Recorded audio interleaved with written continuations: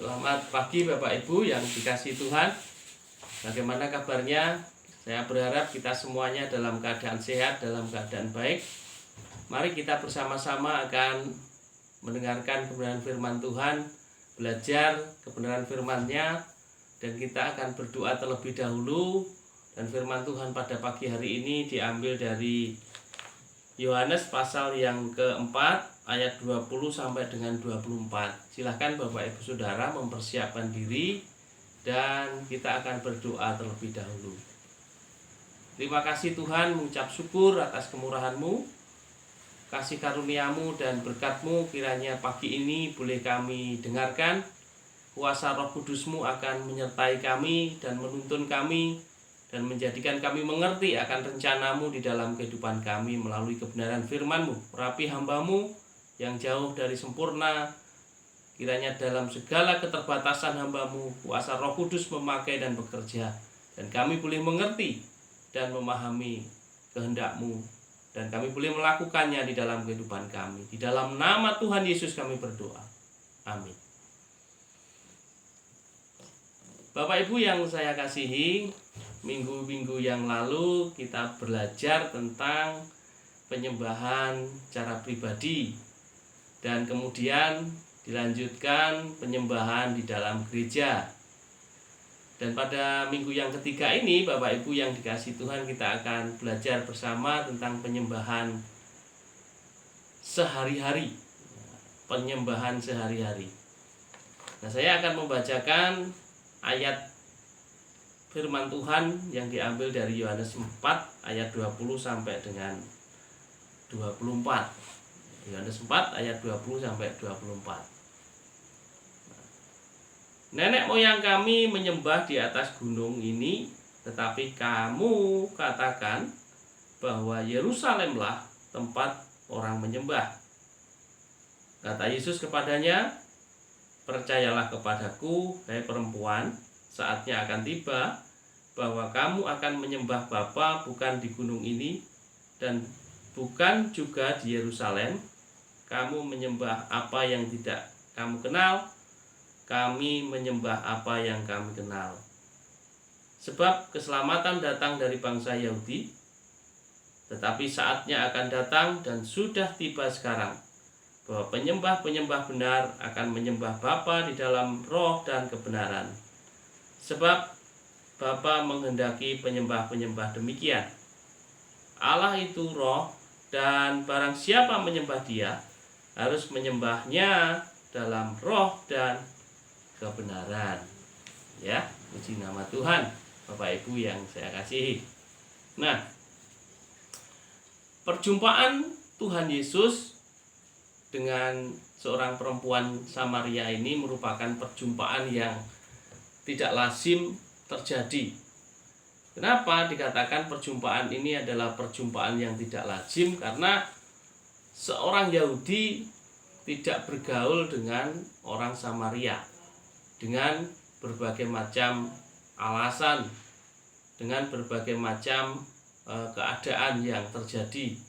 Jadi bangsa Yahudi itu menganggap bahwa orang-orang Samaria itu melakukan penyembahan yang tidak murni, dan demikian juga sebaliknya. Bangsa Yahudi menganggap bahwa dirinya melakukan penyembahan secara murni. Nah, Bapak Ibu Saudara yang dikasihi Tuhan, ini yang membuat mereka menjadi gap, tidak bisa bergaul satu dengan yang lain. Nah,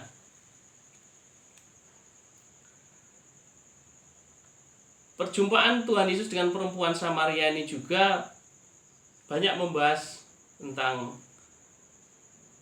penyembahan. Penyembahan yang dibahas di sini salah satunya adalah penyembahan di dalam roh dan kebenaran. Nah, Bapak Ibu Saudara yang saya kasihi, pagi ini kita akan belajar tentang penyembahan di dalam roh dan kebenaran yang harus kita lakukan di dalam kehidupan kita sehari-hari. Nah, yang pertama, penyembahan di dalam roh. Penyembahan di dalam roh itu artinya bahwa suatu penyembahan yang berasal dari dalam hati kita, di dalam diri kita, yang memancar keluar. Jadi penyembahan ini tidak dipengaruhi adanya satu tempat tertentu atau waktu-waktu tertentu,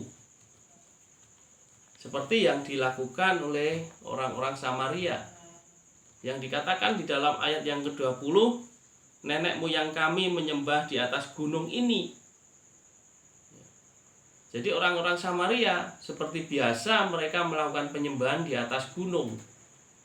Jadi mungkin mereka merasa kalau tidak di atas gunung Gerizim ini mereka tidak bisa berjumpa dengan Tuhan. Mereka tidak bisa bertemu dengan Tuhan kalau tidak melakukan penyembahan di atas gunung itu. Atau mungkin merasa tidak dekat dengan Tuhan kalau tidak ada di atas gunung itu. Oleh karenanya mereka melakukan penyembahan-penyembahan itu senantiasa ada di atas gunung, di tempat-tempat tertentu dan di waktu-waktu tertentu. Namun Tuhan Yesus ingin mengubah paradigma itu, ingin menyempurnakan penyembahan yang dilakukan oleh orang-orang yang belum percaya. Penyembahan yang Tuhan Yesus kehendaki yang pertama di sini adalah penyembahan di dalam roh. Penyembahan yang berasal dari dalam hati memancar keluar. Dan ini tidak dipengaruhi oleh keadaan atau situasi apapun yang ada di sekitar kita. Nah, ketika roh kita menyembah kepada Tuhan di dalam waktu tertentu ataupun di tempat-tempat di mana kita berada, kita pun tetap bisa melakukan penyembahan itu. Nah, kita akan melihat satu pernyataan John MacArthur, seorang penulis buku yang sangat terkenal, mengatakan demikian. Penyembahan bukan masalah berada di tempat yang benar pada waktu yang tepat. Penyembahan bukanlah kegiatan-kegiatan lahiriah yang menuntut suasana tertentu. Penyembahan terjadi di dalam hati, di dalam roh. Sifat dasar penyembahan adalah memberikan penyembahan kepada Allah dan bagian diri kita yang paling dalam pujian, dalam nyanyian, memberikan bantuan, dan hidup selalu di dalam kebenaran. Nah, ketika kita melakukan penyembahan di dalam roh ini, ya Bapak Ibu Saudara yang saya kasihi, ya, John MacArthur menyebutkan ada bagian-bagian yang harus kita lakukan, yaitu di dalam pujian, nyanyian, bahkan juga memberikan bantuan kepada orang. Itu juga masuk di dalam satu penyembahan kita kepada Allah. Dalam aktivitas sehari-hari, ya, kita pun juga masuk di dalam sebuah penyembahan. Bahkan senantiasa kita melakukan kebenaran, itu juga bagian dari penyembahan. Nah, Bapak Ibu yang saya kasihi, penyembahan ini terjadi di dalam hati, juga di dalam roh, sehingga tidak terpengaruh pada adanya satu tempat-tempat tertentu atau suasana-suasana tertentu.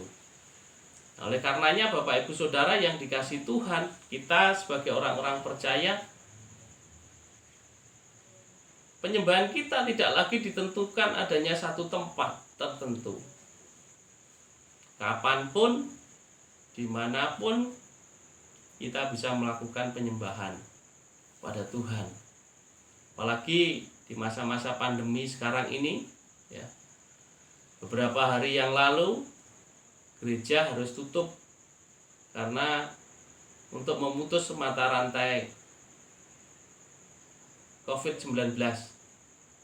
Saat ini Bapak Ibu Saudara, kita pun juga terus melakukan penyembahan di gereja dengan berbagai protokol kesehatan yang ketat. Nah, namun penyembahan tidak berhenti pada satu tempat tertentu. Dalam kehidupan kita sehari-hari pun kita juga harus terus menyembah kepada Tuhan. Jadi kita ingat bahwa orang mengatakan bahwa doa itu suatu nafas. Jadi kalau nafas itu berhenti, maka kita pun juga akan mati. Demikian juga di dalam penyembahan kita kepada Tuhan, tidak boleh berhenti pada satu titik, pada satu tempat tertentu, tetapi penyembahan itu harus terus berlangsung setiap saat, setiap waktu, setiap detik, setiap jam, di mana kita masih diberi nafas oleh Tuhan, bahwa disitulah kita terus menyembah dan memuji, mempermuliakan nama Tuhan di dalam hidup kita. Kita akan membaca di dalam 1 Korintus 3 ayat 16 bahwa di dalam kehidupan orang percaya, di dalam diri orang percaya, di dalam diri kita adalah merupakan bait Allah yang hidup. 1 Korintus pasal 3 ayat yang ke-16 mengatakan demikian, Bapak Ibu Saudara. Tidak tahukah kamu bahwa kamu adalah bait Allah bait Allah?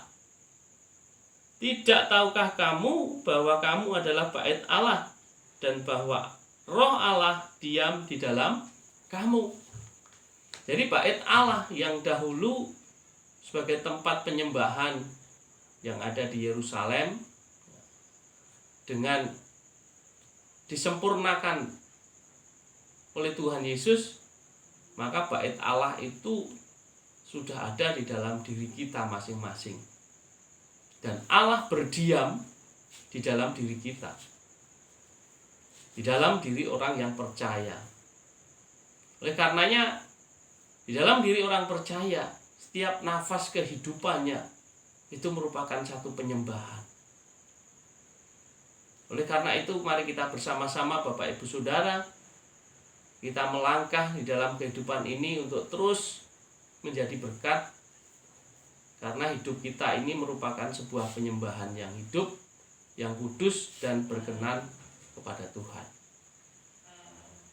Dan dikatakan oleh Rasul Paulus, itulah ibadahmu yang sejati.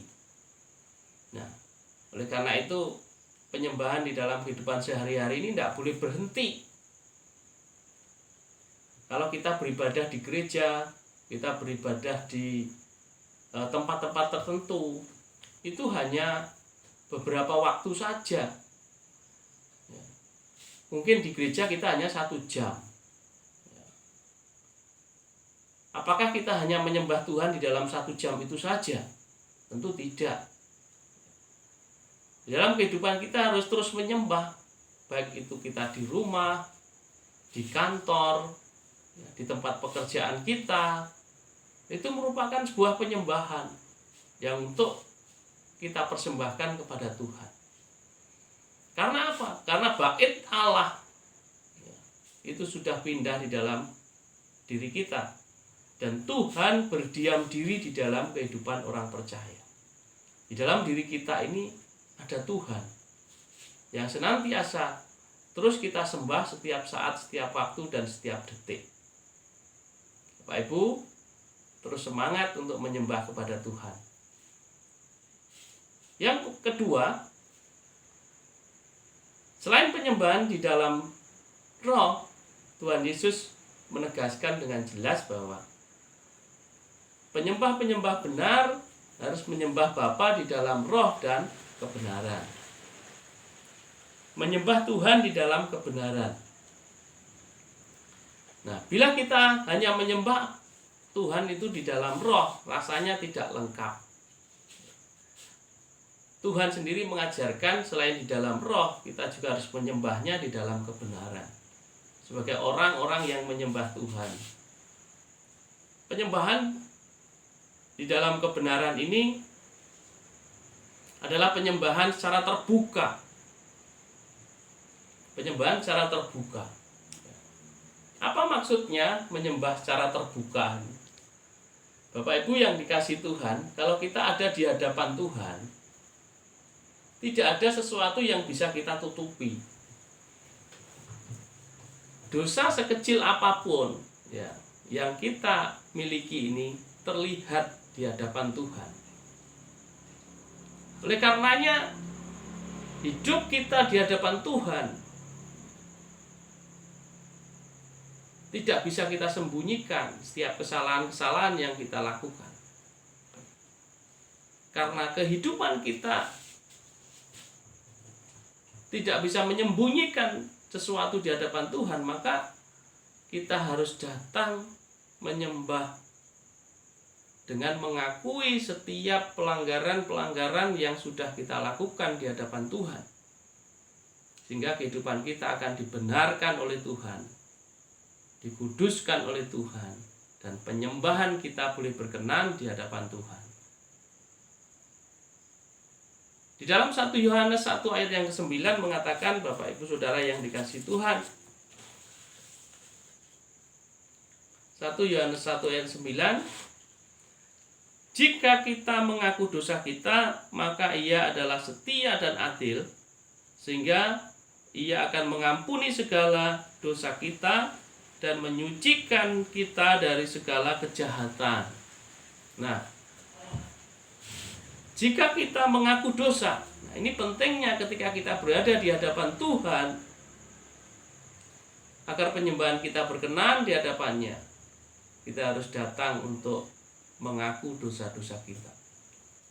Kita ini adalah orang yang berdosa, yang telah ditebus oleh Tuhan, bukan berarti kita tidak bisa melakukan dosa. Setiap saat, setiap waktu kita bisa melakukan dosa. Oleh karenanya kita harus datang untuk mengakui setiap dosa pelanggaran yang kita lakukan.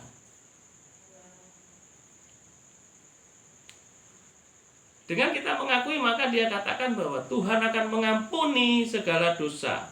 Bahkan dia tidak mengampuni saja, tetapi menyucikan. Jadi menyucikan ini membersihkan dari segala kejahatan. Dia mengampuni juga menyucikan. Jika kita berkata bahwa kita tidak berbuat dosa, maka kita membuat dia menjadi pendusta dan firman-Nya tidak ada di dalam kita. Nah, Bapak Ibu Saudara yang sekasihi, hidup kita harus senantiasa melakukan kebenaran di hadapan Tuhan. Kebenaran yang setiap hari kita lakukan itu karena Tuhan telah memberikan anugerah yang besar atas kita. Kebenaran yang Tuhan nyatakan di dalam kehidupan kita itu akan senantiasa memuliakan nama-Nya. Setiap orang-orang percaya ya, pasti rindu melakukan kebenaran ini. Oleh karenanya menyembah Allah di dalam roh dan kebenaran ini menjadi satu bagian yang utuh, yang tidak bisa terpisahkan di dalam kehidupan kita sebagai orang percaya. Nah, Bapak Ibu Saudara yang dikasihi Tuhan, mari setiap hari, setiap waktu, setiap saat ya, kita menyembah Allah. Dari dalam hati kita, jiwa kita, roh kita, setiap nafas kehidupan kita itu merupakan sebuah penyembahan. Ketika kita ada di rumah, ketika kita ada di kantor, ketika kita ada di pekerjaan, dimanapun kita berada, itu adalah penyembahan kita kepada Tuhan. Oleh karenanya mari kita terus melakukan dengan kebenaran, kebenaran yang Tuhan berikan di dalam hidup kita.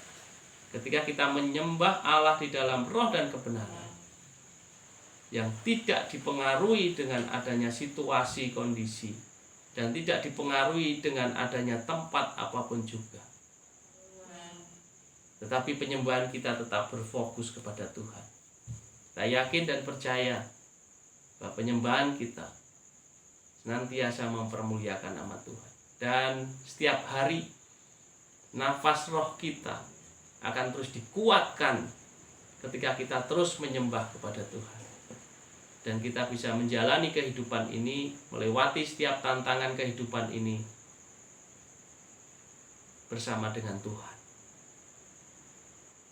Amin. Mari kita berdoa. Terima kasih Tuhan, mengucap syukur bahwa saat ini kami boleh terus menyembah Tuhan dimanapun kami berada. Dan kapanpun kami berada, kami boleh terus menyembah Tuhan dan menyembah Engkau setiap saat, setiap waktu, dalam hati, jiwa, dan roh kami. Mengucap syukur Tuhan atas kemurahan kasih-Mu yang Tuhan berikan dalam hidup kami. Kami serahkan hidup kami sepenuhnya di dalam tangan kuasa-Mu. Hanya di dalam nama Tuhan kami Yesus Kristus kami berdoa. Amin.